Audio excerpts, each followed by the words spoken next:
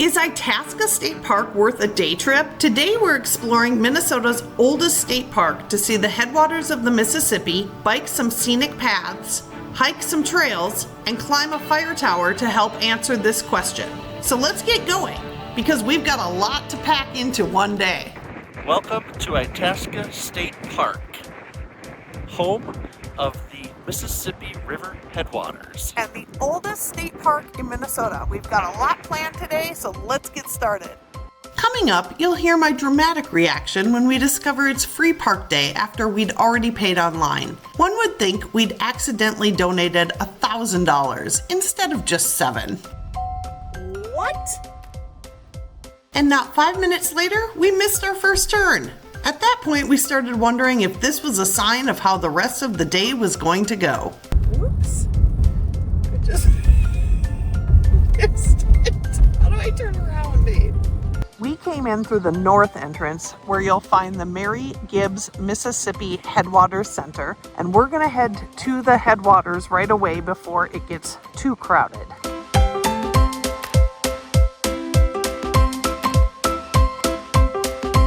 For years, explorers searched for the true source of the Mississippi River. In 1832, explorer Henry Schoolcraft identified Lake Itasca as the headwaters, ending the long search and making this one of Minnesota's most historic destinations.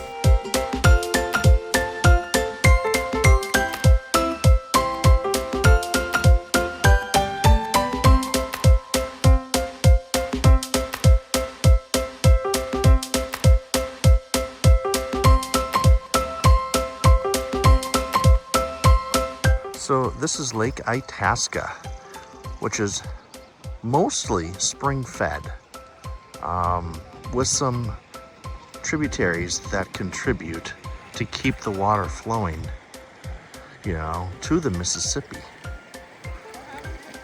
And there's the headwater right there.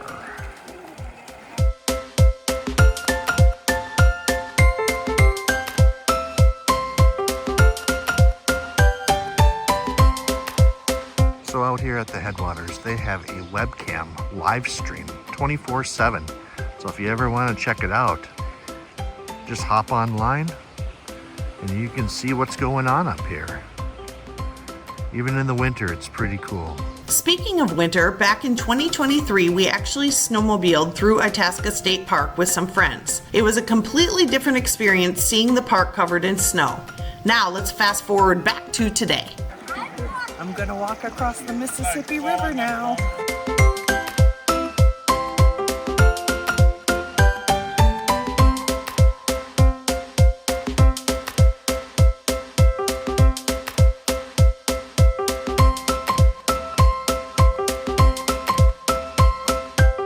And here comes Nate.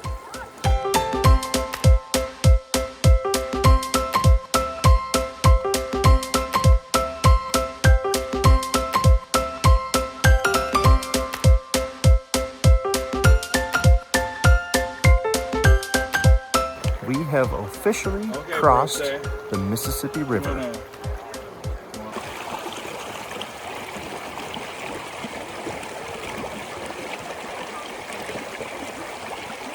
So as you're walking away from Lake Itasca, there is a boardwalk that you can walk along the Mississippi, or you can just walk right inside the Mississippi River.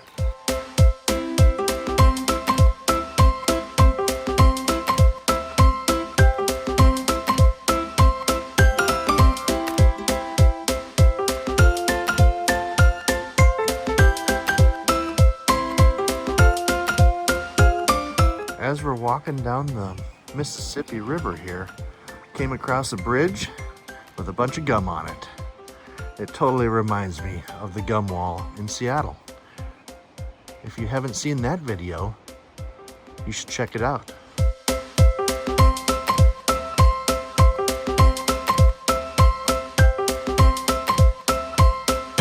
As you continue walking downstream from the headwaters, you'll come to a bridge with steps leading up from the Mississippi River, making it easy to get out and keep exploring.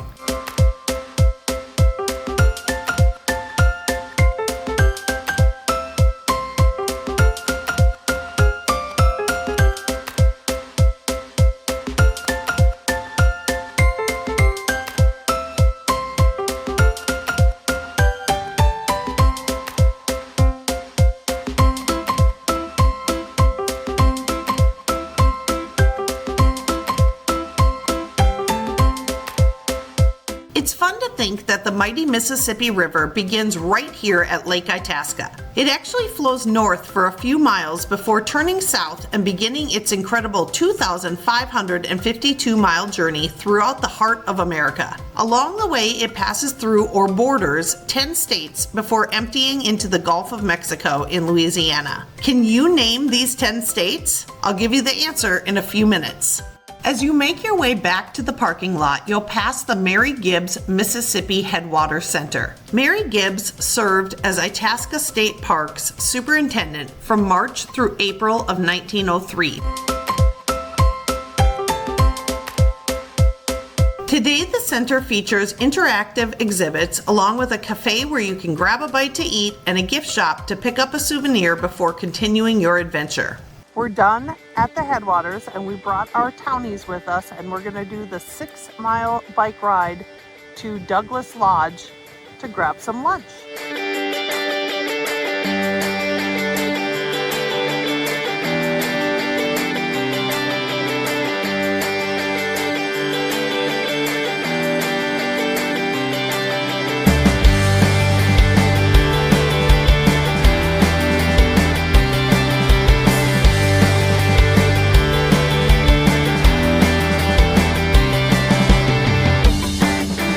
And here's the answer to our earlier question about what 10 states the Mississippi River runs through or borders.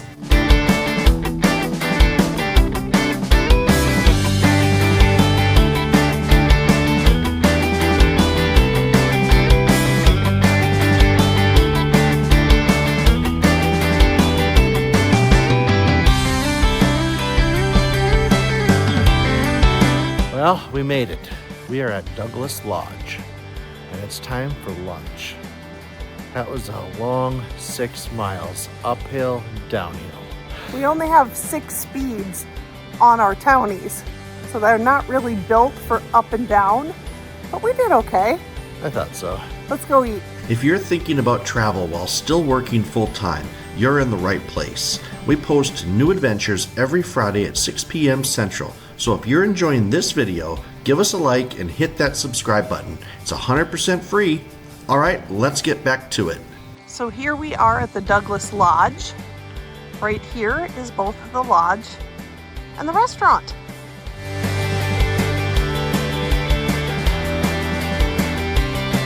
This is our view from our table at the Douglas Lodge with Lake Itasca in the background.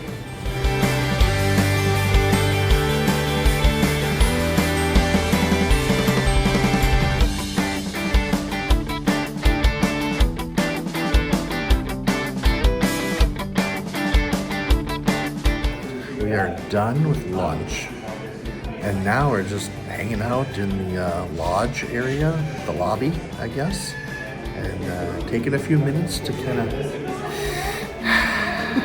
just get prepared for that trek all the way back. Okay, we are going to stop at the Jacob V. Brower Visitor Center and see what's happening.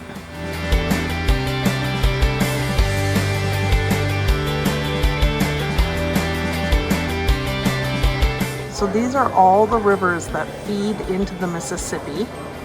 Nate is doing a fantastic job showing us the path of the Mississippi. And did you know that the Mississippi River is the 4th longest river in the world? The background noise was so loud in here that I'm going to help clarify what Nate was saying. He said, we started right here at the Headwaters. And then we took the trail and rode the bike all the way down this way.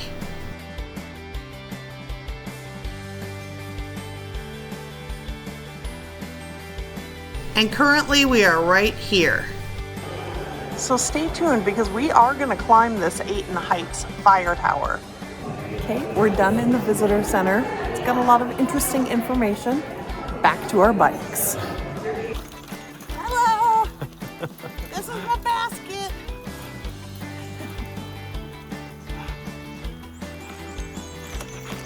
I'm over here now. Okay, we have made it back to the car, loading up the bikes, The ride back was a little bit easier than the ride out there. It was a little bit more downhills, but still a 7-speed townie bike is not meant for hill riding. I think now we are going to go treat ourselves at the cafe with an ice cream cone before we start our wilderness drive. Okay, I got a Zanzibar chocolate because that is where Freddie Mercury was from, Zanzibar. That's a double scoop. This is a single scoop. Maple nut ice cream. Now we are headed down Wilderness Drive to do interpretive hikes. And right now we're here. Now we're gonna head and hit this one first.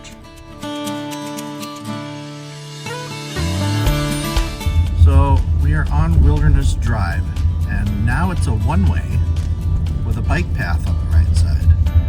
And if you wanted to ride it, it's 10 miles. Woof.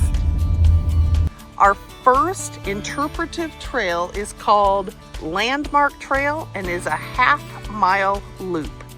So the trees back here are considered old growth because they're over 120 years old and they're at least 20 inches in diameter. They are so tall.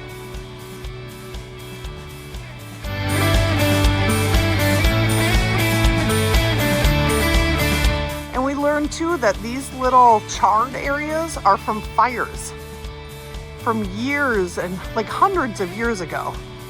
But yet the trees still stand. Look at that. All done with the first hike. We have 7 more to go. Nate? Nate, what was your reaction to this hike? No, it was all right. It was fine, yeah. Okay, we'll check out the next one. Trail number 2, Changing Forest Trail. Another half-mile loop. Here we go. All right, Changing Forest Trail, done. Yeah, I would say if you are running short on time, this is one that you could bypass because there really wasn't any information other than something about a bird. Yeah, grouse and Yeah. stuff like that. Yeah. So, and it was really overgrown. Very. I don't think a lot of people take this one. So now we are here at Bohall Trail. All right, we made it to the Bohall Trail. Another half-mile trail out and back. That back there? Bohall Lake.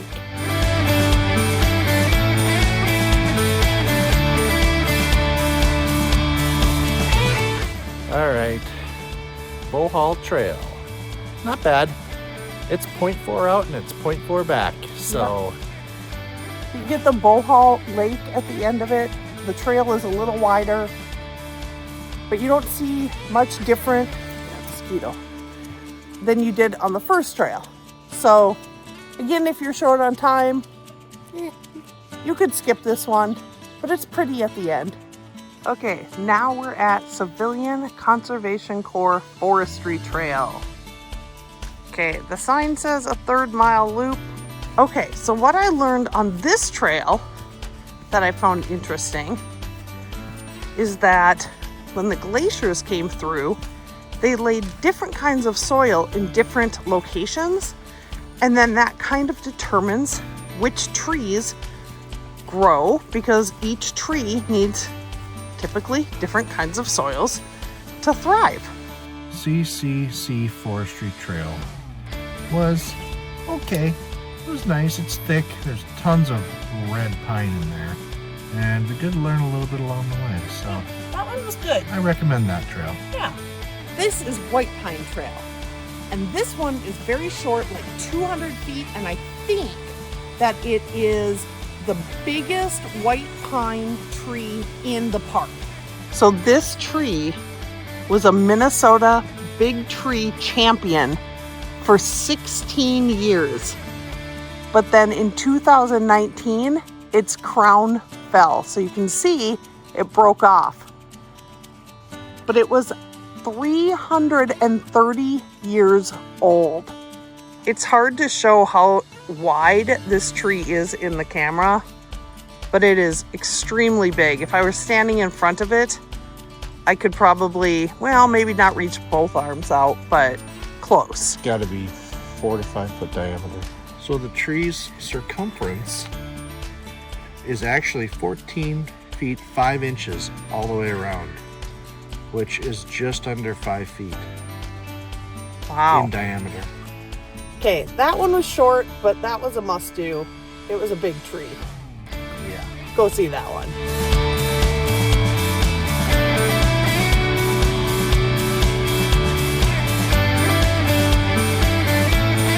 Okay, here we are. Ancient Bison Trail. 800 feet.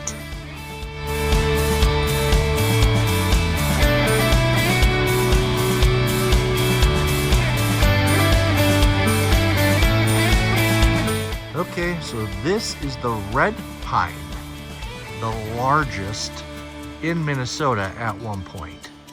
And as you can see, the top has broke off too.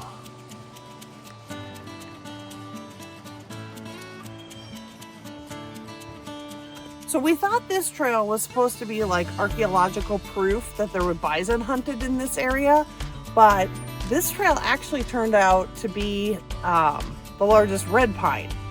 There's probably still archaeological proof, but we didn't see it.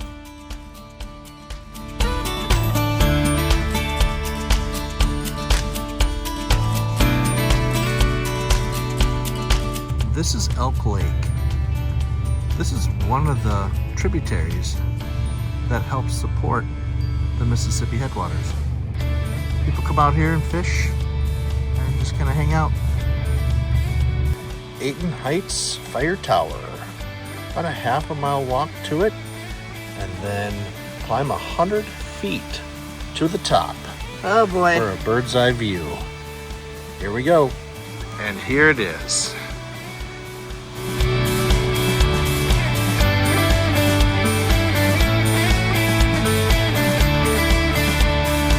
All right, we made it to the top of Aiton Tower. And this is facing off to the east towards Bemidji. This is off to the south towards Park Rapids.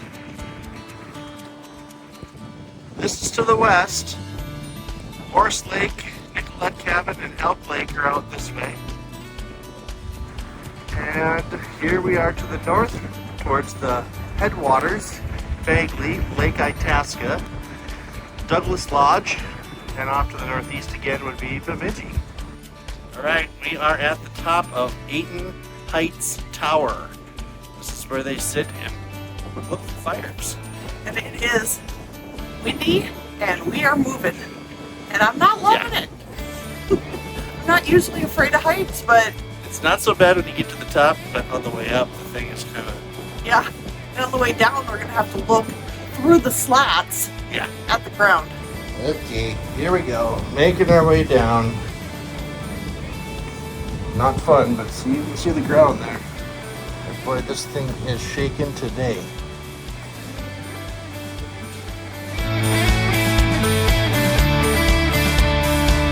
Now that was pretty fun, climbing the fire tower.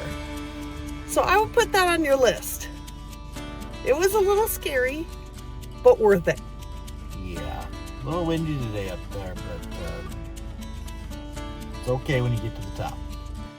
All right, so we are back at the visitor center.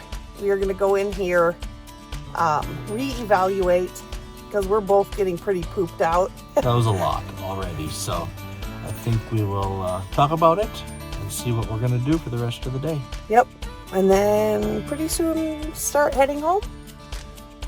I think so. Okay, so what we decided to do here was we were going to do a trail called Dr. Roberts Trail.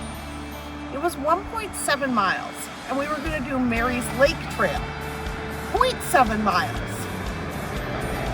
But we're beat, so we're going to have to come back. We're going to do Preacher's Grove. We're going to go look at it real quick. I would say if you're going to come here and you don't live close by, give yourself 2 days, because there is a lot to do in this park. We didn't, you know, you can rent kayaks, you can rent canoes, you can rent pontoons, there's a swimming beach. We didn't do any of that. So you definitely could fill 2 days being here. So walking down here in Preacher's Grove, there is a lot of red pine trees down here. Kind of crazy. They named it after a preacher's convention from a long time ago. Like the 1700s. Yeah.